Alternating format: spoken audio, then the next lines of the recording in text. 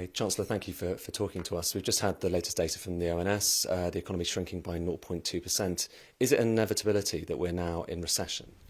Well, the Bank of England says that we are likely to be in recession. This is disappointing but not entirely unexpected news. And what we need to do now is to present a plan to the country to tackle the root cause of the issues we face, which is inflation, and a plan that protects the most vulnerable. And that's what I must do next Thursday. Are you alarmed by the fact that the UK is actually, of the G7, the only economy which is shrinking at the moment? Well, according to the International Monetary Fund, around a third of the world's economy is in recession this year or will be in recession next year. And that is principally, but not entirely, because of very high global energy prices. We are not immune to that in the UK, and what we need is a plan that shows how we're going to get through this difficult period.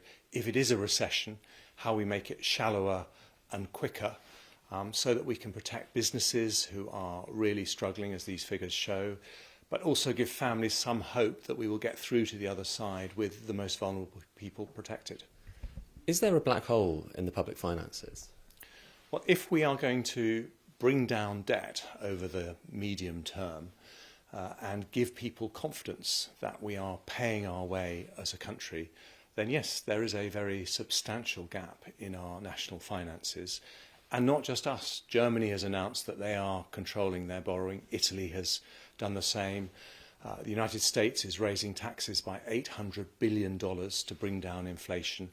So these are global factors, partly because of what's happening in Ukraine, partly because of the pandemic, that all of us are having to come to terms with. And the sooner we do that, the quicker we can give families and businesses hope that there is a way through the very difficult challenges we face. But you would concede that it is to some extent a subjective thing. Whether there's a black hole or not depends on whether you want to follow particular rules. So it is up to you as to the size of that hole and the amount of contraction you need to impose. Well, there is some choice over the rules, what are called the fiscal rules, that you choose to follow. And there's also uncertainty in any projections. But there isn't uncertainty about a basic choice we make as a country, which is whether we're going to pay our way. And if we don't give that certainty to the world, what we'll see is higher interest rates, higher inflation, more instability, and more worries for families and businesses. And that's why it's so important to show the world that we are a country that pays our way.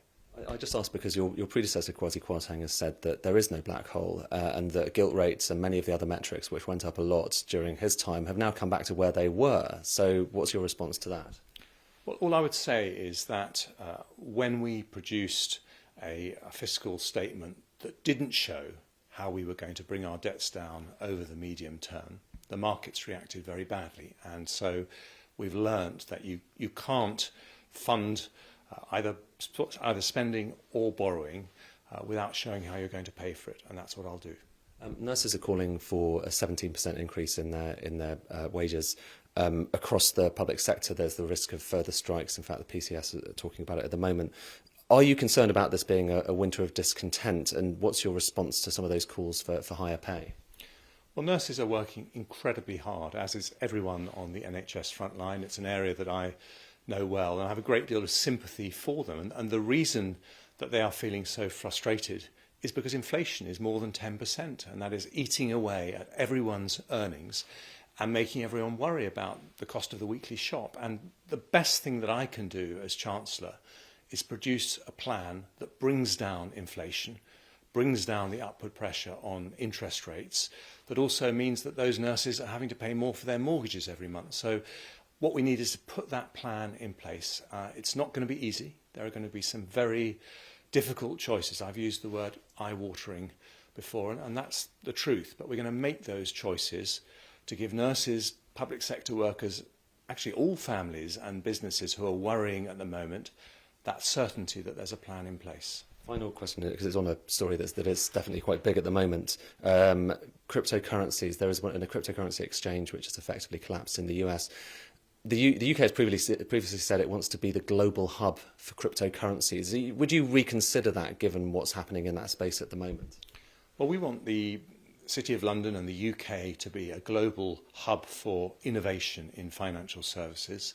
but we want to do so in a way that makes sure we don't do things that undermine stability. And of course, we will work very closely with regulators to make sure we get that balance right. Including on cryptocurrencies. Including on cryptocurrencies. Chancellor, thank you very much. Thank you. Great.